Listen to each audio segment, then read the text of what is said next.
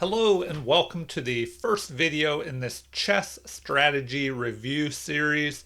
I'm going to go over a game played by Capablanca versus Tartakower.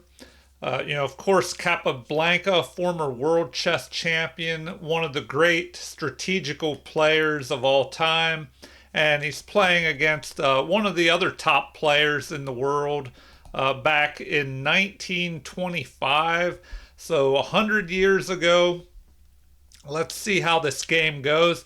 And it looks like Capablanca won with a 92.1% accuracy rating versus 87.5 by his opponent. But let's see how he won.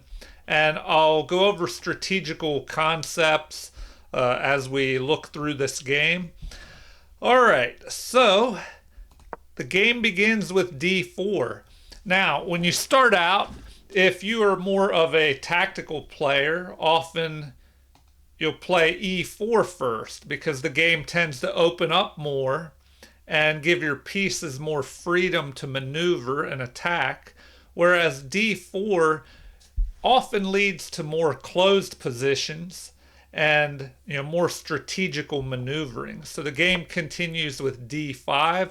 And now studying tactics is very important, but often you have to work on your strategy, your understanding of strategy, and use the correct strategies during your game to help you build up a position that can lead to winning tactics. So one common strategy is to control the center. And we see here both players play a pawn into the center. They're both controlling important squares. And so the game continues with c4. Now, what is this strategy? Well, you attack a more valuable central pawn with this less valuable flank pawn, hoping to trade it off. And so now e6 is played. Another strategy could be moving this pawn up to c6. That way, if the flank pawn captures, you capture or recapture with your flank pawn, and it keeps the pawns even in the center. But another way to go is to play the Queen's Gambit declined, where you don't want to capture this pawn because another good strategy is to move each piece and pawn once, until you get all of your pieces developed, unless you absolutely have to move a piece twice. But often it's good to avoid that. And, capturing here instead. So if we go back here, if this pawn were to capture, well, then you already moved that pawn once. You'd be wasting time moving it again. And instead, this move is played, which allows you to develop the bishop along this diagonal. Also, if white wastes time capturing, well, then you can capture with this e pawn, and you'll have a half open e file which aims down towards the king, and that can be an area where you can attack with a rook or maybe a queen or something. So moving on, we have a knight developing. So a great strategy is to get all your pieces out as fast as you can off the back rank. So let's see how both opponents work on doing that.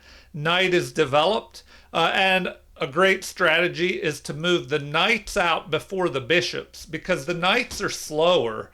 It takes them longer to move across the board, and knights are almost always well placed on f3 and c3. So if both knights move forward here, that's usually a good spot for those knights.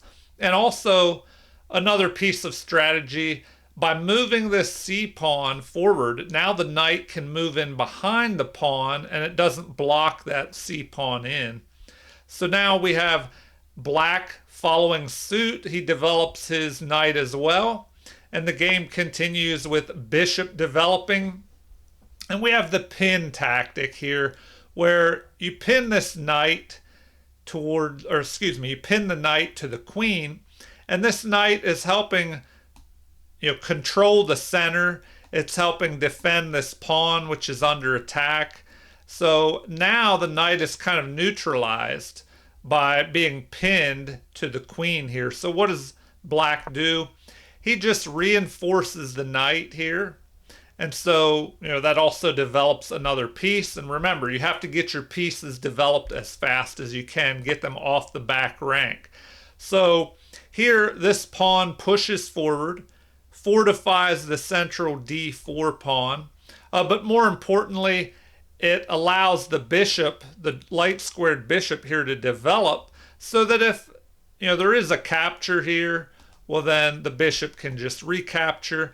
And another great strategy, of course, is to get your king castled as quickly as possible, because a king in the center can be attacked from straight on, from both sides.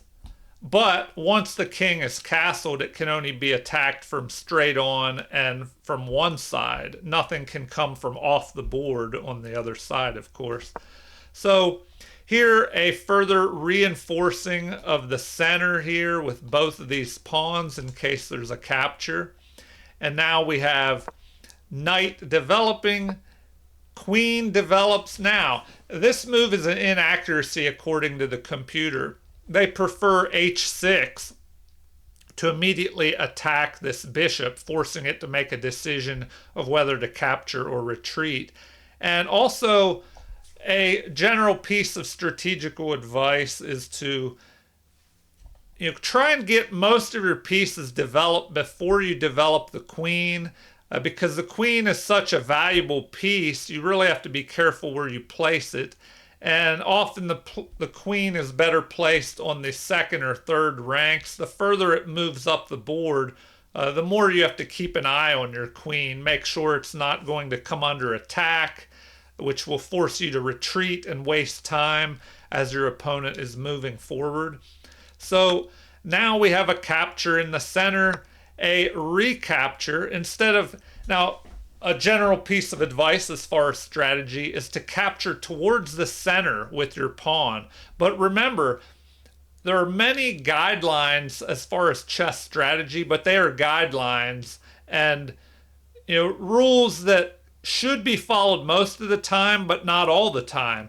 Here, the best move is capturing away from the center. Well, I guess a center pawn is capturing another center pawn. But instead of capturing towards the center and keeping things symmetrical, the position is a little bit unbalanced, where white has the half-open C file to try and use for some type of attack in the future, whereas black has the half-open E file to try and use for an attack. So the game continues with more development. The bishop develops to this great central position where it can attack towards the king side and towards the queen side. And so the game continues with a knight moving twice here in the opening. Now, I mentioned that usually you don't want to do that, but this move, it is applying a little bit of pressure to this pinned knight, which can't, this knight can't capture because of the pin to the king here by the queen. So, once again, the computer states that this is the best move, and this is an exception to the rule. You want to follow general strategy guidelines like don't move a piece twice in the opening until you get all your pieces developed.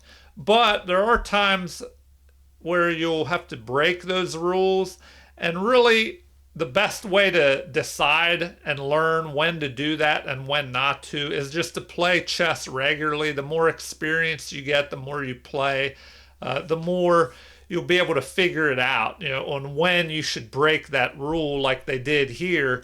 So the knight grabs a great outpost here. This pawn could potentially move forward and back it up. The other knight could move in behind it. So let's see what happens. We have castling, which is usually a great choice, a good move. You break the pin here, but this was an inaccuracy, according to the computer. Apparently bishop to f4 might have been a little bit better. because bishop to f4, as we'll see, would keep the bishop pair. And so a great strategy is to try and keep the bishop pair, avoid giving up your bishop pair, also trying to get rid of your opponent's bishop pair. Now, why is a bishop pair so strong? Well, with two bishops, you cover all the squares on the board. Once one of the bishops is knocked out, well, then that halves your power with those bishops. You'll get rid of one of the bishops, and now you all of a sudden cannot cover those squares with the bishop any longer. And so, as we'll see, black captures the bishop here, getting rid of white's bishop pair. And now he'll have this strong dark squared bishop, and white will not have a bishop to counter that. So the game continues with capture, keeping material even. And a great piece of strategy to remember is when your opponent has the bishop pair, especially if you do not, you want to try and knock out one of those bishops, which Capablanca will end up doing here. Let's see how he does it. So the game continues with the knight moving forward here in the position, perhaps getting ready to jump to this outpost if that becomes possible in the future. But more importantly, allowing the light squared bishop to develop. So now the game continues with this move h3.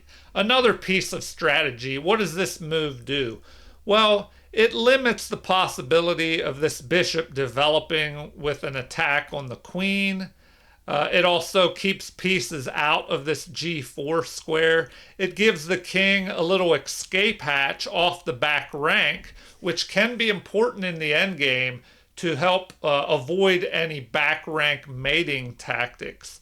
So the game continues with an attack on the knight, and so Capablanca needs to take time to retreat that knight, which he does. And so now we have the bishop developing, and black is ready to castle on the king side. So now the game continues with knight developing onto the great outpost here. And, Capablanca is not afraid of the bishop capturing here and doubling his pawns up. Now that's a piece of general strategy, is to avoid isolated pawns, doubled pawns, weaknesses in your pawn chains. So here Capablanca is not afraid of giving up that knight and having a doubled pawns on the e-file, because it would get rid of one of the bishops and knock out his opponent's bishop pair. So, of course, his opponent does not give up his bishop pair. He castles the king to safety. And now Capablanca gains space on the king side by pushing this pawn to f4. It also reinforces this knight. So now if the knight is captured, this pawn can capture towards the center, attacking the knight, and just kind of fortifying the central position. It would also open up this f-file for the rook. So what does Capablanca's opponent do? Well, he decides to attack. We saw that this is a great strategy, using a flank pawn to attack the more valuable central pawn. And there could be also the threat of moving forward here and chasing the bishop, but that is kind of a double-edged strategy. Once you push that pawn forward, yes, it does chase the bishop back, it gains some space, but then you can no longer attack this great d pawn here, and it kind of keeps the center, it takes the fluidity away in the center. It kind of just solidifies the position in the center, and then you kind of just have to maneuver around that center. So the game continues with the knight developing with an attack on the queen, also adding pressure to this pawn. So the queen drops back, and now we have capture, forking the king and queen, the bishop and the queen. So of course the bishop is forced to capture.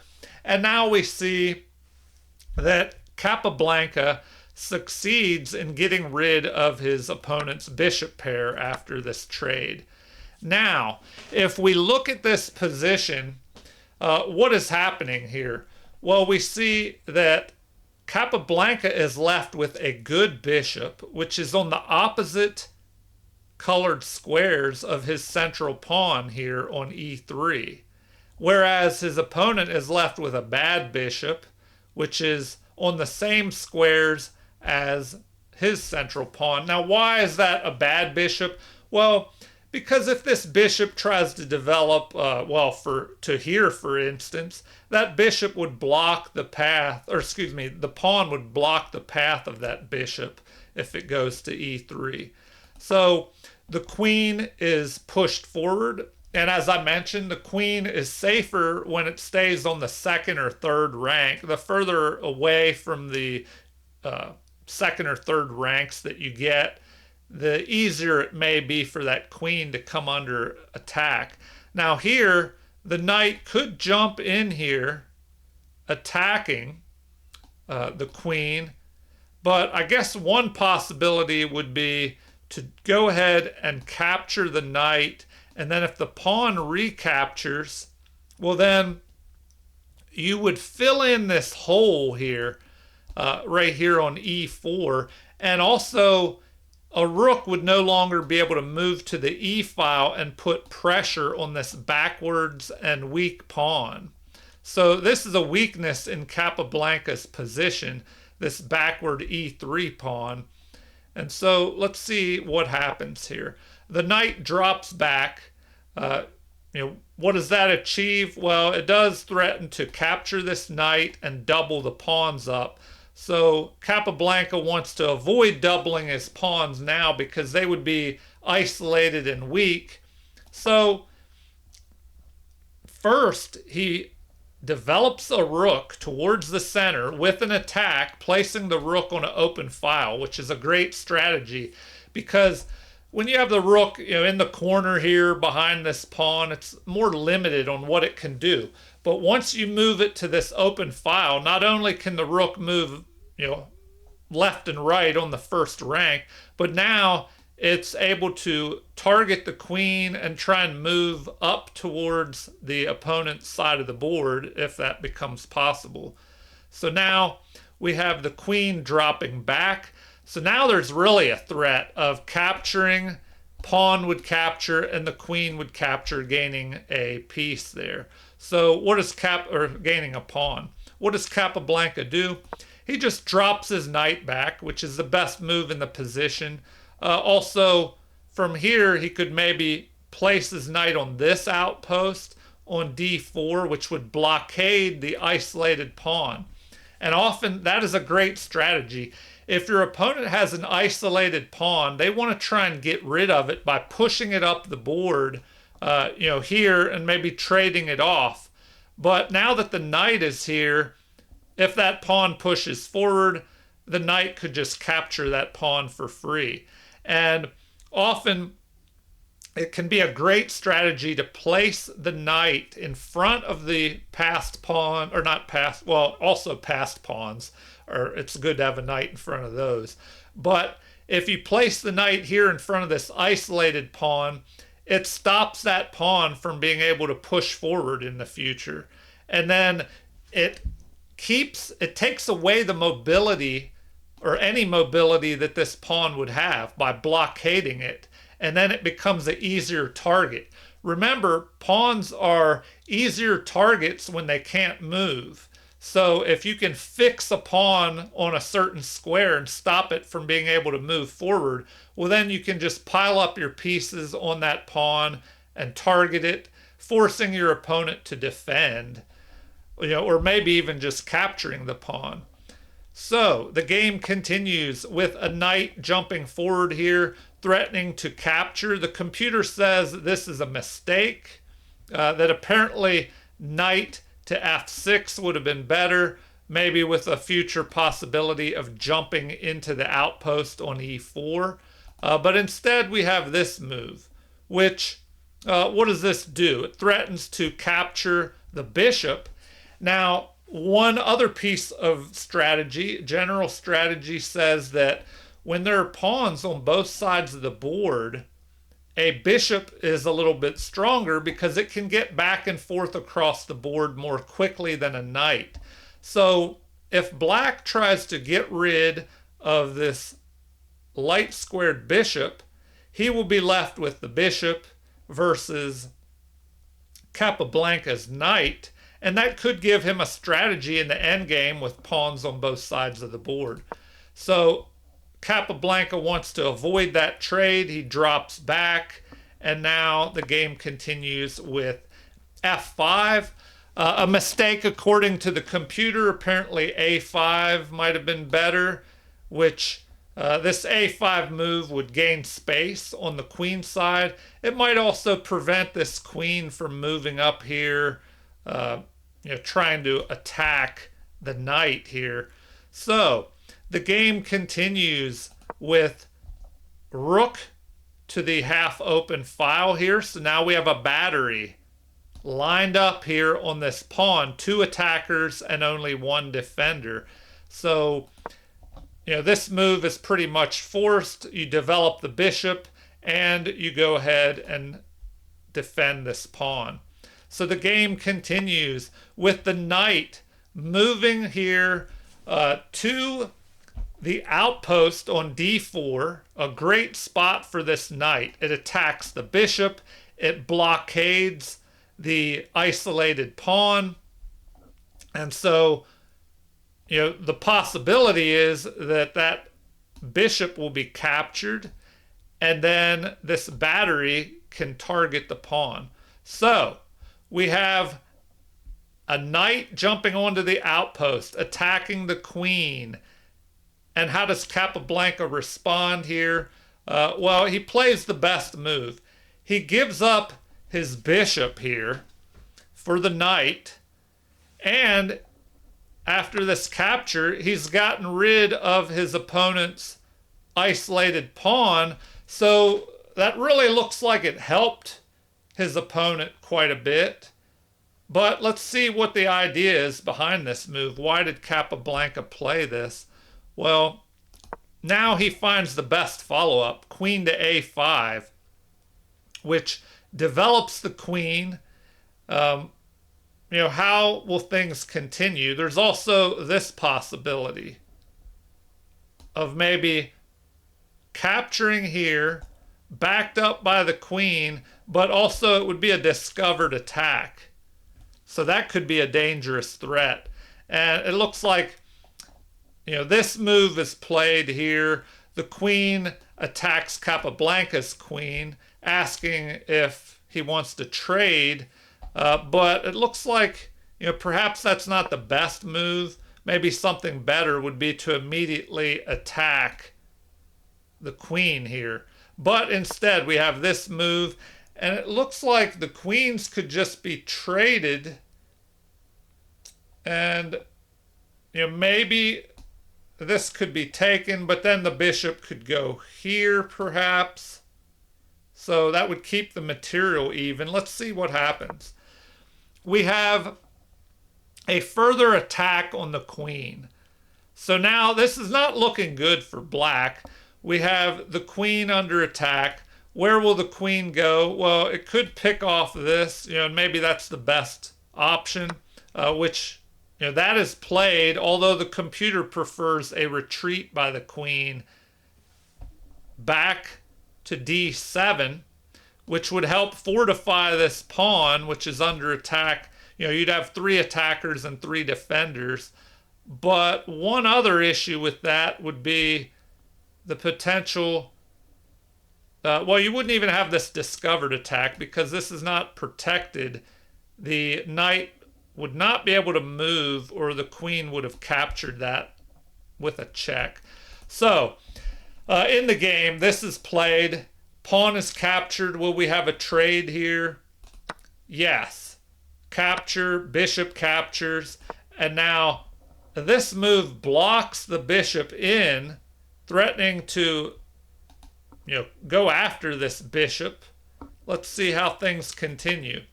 Well, Rook is centralized, the best move in the position. But it looks like at this point, Capablanca is pretty much winning. So an attack on the bishop, an excellent move, but apparently not the best. It looks like rook to c3 would have been better. So the game continues with capture, giving up the rook, for that knight, and a pawn here once the bishop captures.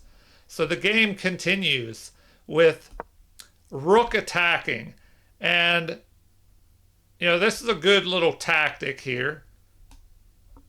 You're forking both the bishop and the pawn. So after the retreat with a counterattack on the rook, but, of course that rook is going to grab the pawn. Now Capablanca is ahead in material. Okay, if we look at strategy, strategical thinking in this position, what is happening here? Well, a great piece of strategy is to place a rook on the 7th rank here. And if you can get 2 rooks on the 7th rank, that can cause a lot of damage. So that should be avoided if you can. Now, black does have this passed pawn, which can try and run forward. But you have to be careful. If you start pushing a passed pawn too far up the board too quickly, it can be hard to defend it. And so let's see how the game continues. This is the best move according to the computer. So a5, the passed pawn starts running. We do have a blockader, but often it is better to activate your rooks instead of playing defense with them. So now we have, as I mentioned, the activation of the rook. Instead of playing defense, trying to block this pawn, there's an immediate counterattack to the bishop. So bishop retreats. We have both rooks on the 7th rank. And this is looking very dangerous because now, this pawn is under attack. Let's see how Capablanca finishes off the game using the strategy of both of these rooks on the 7th rank. You'll see how dangerous they can become. So we have this move, an inaccuracy. Apparently g5 would have been better. If this pawn is going to fall, it's not good for black. So it would have been better to push this pawn forward. If it's captured, pawn would capture. Even then, you could fork the king and then grab that pawn. This just leads to an immediate capture. The king runs towards the center, which usually it's a good strategy to activate your king if you can. So now we have a fork here on the bishop and the pawn. So the bishop moves towards the center. Maybe he can go here and grab this outpost. So, attack. Bishop moves up. Now we have the check. The king is running, and instead of going after this pawn, we have the rook getting behind the passed pawn, which is a very important strategy. When there are passed pawns or any pawns moving up and down the board, the rook is almost always well placed behind the pawn if you're going to attack it. Second best would be to attack the pawn from the side, and then usually the worst thing to do is to put your rook in front of the pawn. So here we have black pushing a passed pawn of his own, the best move in the position. So rook once again getting behind the passed pawn. Pawn steps forward, continuing to move, and then we have a check to the king. So after this move, the passed pawn is captured. So the game continues with an attack to the rook. Now we have a pin of the bishop. That is ignored in favor of a capture of this passed pawn. So the game continues with the attack to the side of the passed pawn. that is ignored in favor of exchanging off material. So another piece of strategy is if you're behind in material, you don't want to trade pieces. You want to avoid piece trades, but you want to get rid of the pawns. You want to try and trade off as many pawns as you can. And so that's what black is trying to do here. Whereas if you're ahead in material, you want to try and keep the pawns on the board and trade off as many pieces. That way you can use your pawns in the end to promote them and help you win the end game. So after capture, we have the knight coming forward, and that's another great piece of strategical advice, is to try and activate your king in the end game, because once there are only a few pieces left on the board, the lower your piece count goes, the more valuable that king is going to become. Especially if there are only pawns and the kings on the board, then whoever's king is activated the best, is probably going to have a big advantage. So capture, we have an exchange here, and now it comes down to an extra pawn and a rook versus bishop. So Capablanca has succeeded in trading off material. The bishop moves to avoid a further trade. And so now we have the rook stepping as far away from the king as possible, which is a good general strategy in the end game, where you want the rook far away from the king so the king can't harass it. And so the final moves in the game are bishop centralizing, a good piece of strategy. If you place a piece in the center of the board, it usually has a lot more squares that it can move to. It just covers more real estate. So the rook steps forward, and another good piece of strategy here, cutting the king off, preventing that king from moving forward, and it's at the same time keeping an eye on the pawn from the side here. So the bishop is maneuvering, and now Capablanca commences to activate his own king. So bishop is just moving back and forth, and Capablanca has done a great job of just neutralizing his opponent. The king can't help by stepping forward. Maybe we could have this bishop try and maneuver somewhere, but where? If it tries to get to this square, the king would have to move here, and in the meantime, the rook could pick off this pawn. So it's looking really grim for Capablanca's opponent. And so the final moves. Another great piece of strategy is when you have a pawn majority, like this 2 pawns versus 1, generally you want to push the unopposed pawn up the board.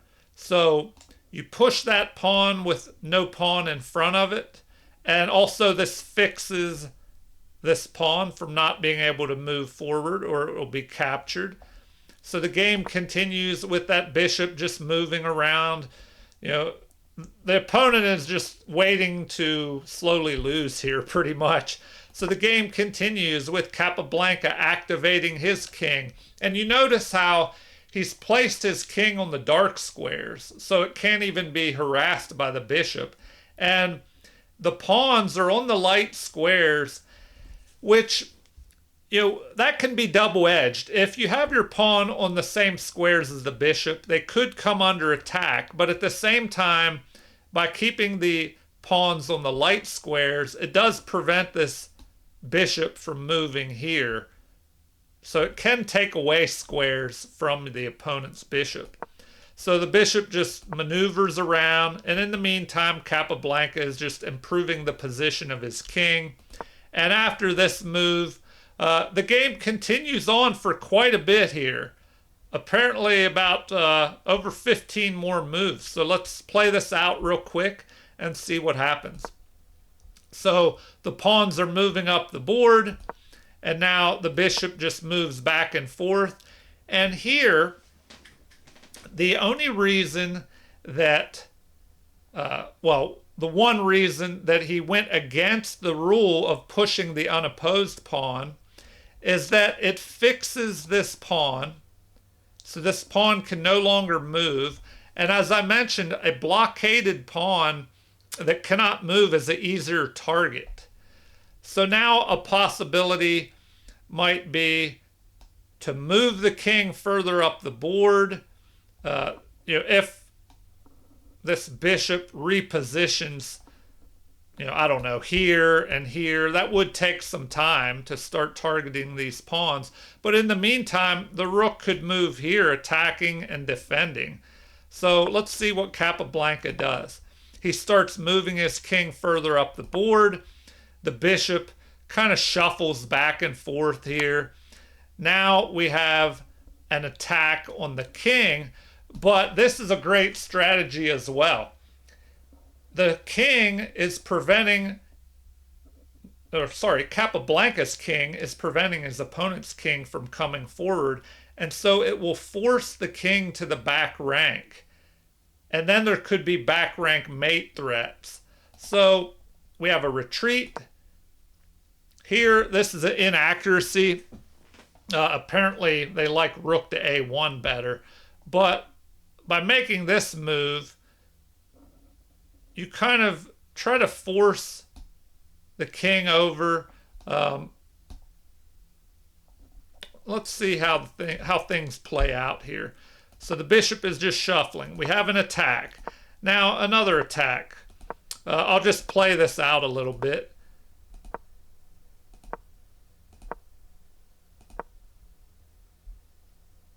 All right, once again, the king moves up here, preventing the opponent's king from coming forward.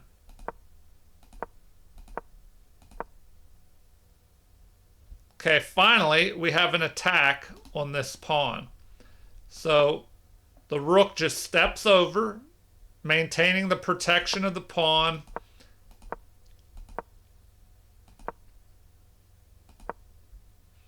All right, now this is interesting.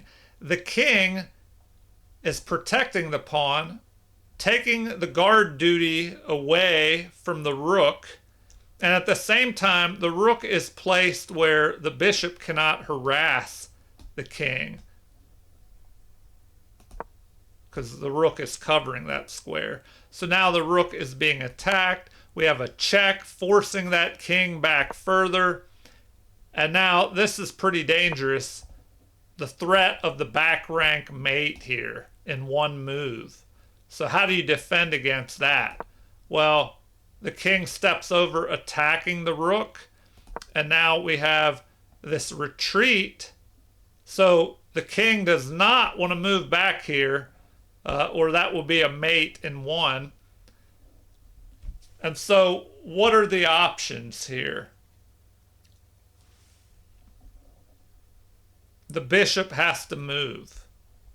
So how could things have played out? This is where the game ended, but I'll play what the computer recommends. Well, maybe not. They recommend to capture here. Well, then that would be an easy win after you get rid of the bishop. So what is something else that could be played? Maybe bishop up to c6 here. But then this would allow g5 after capture. Well, now this is very dangerous. You have this passed pawn. And there'd be no way to stop that. If the king moved over here, of course, well, then you have this threat. But then you also have the threat of this pawn pushing. All right, well, I'll wrap this video up. I tried to cover some general strategy, things that you should know when you're playing in your own games. I do a lot of tactical pattern recognition videos, and that's good to study that. Tactics are definitely important, but often you have to study up on your strategy principles and make sure you're following general strategic advice to help build your position up to where you'll be able to get some of these tactics. because often the tactics come about when your opponent does not follow good strategy principles. They might break the general rules of strategy and get themselves in trouble, and then that can make tactics present themselves that you'll be able to use to win. All right. Well, I hope you enjoyed this game. Feel free to leave comments, like and subscribe to support the channel if you haven't already. Thank you for watching and have a super chess day.